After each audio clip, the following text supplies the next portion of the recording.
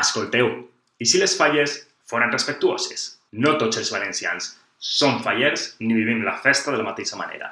Alguns, més que comboi, sentim entre indiferència i rebuig pel que suposa viure esta època de l'any. Sense parlar de qui té familiars o mascotes sensibles al soroll. Però si hi ha qui inclús arriba a fugir a la segona residència o aprofita per anar-se'n de viatge. Jo soc de Russafa i he viscut 20 anys damunt d'un casal faller.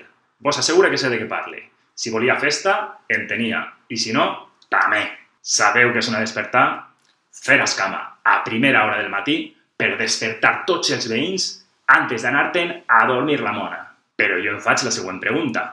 I si fora el veïnat qui agrada donar el vistiplau a l'ús de l'espai públic pels casals? En el dret romà hi ha un axioma que diu: el que a tots afecta siga aprovat per tots.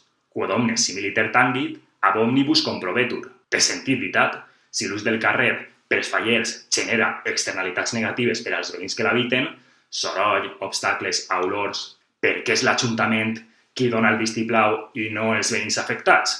No parle de reduir la decisió a un taxatiu sí o no, sinó d'establir de manera assembleària i federativa els límits que permeten una convivència consensual entre fallers i no fallers. Deixa la teva opinió als comentaris, m'interessa llegir-la.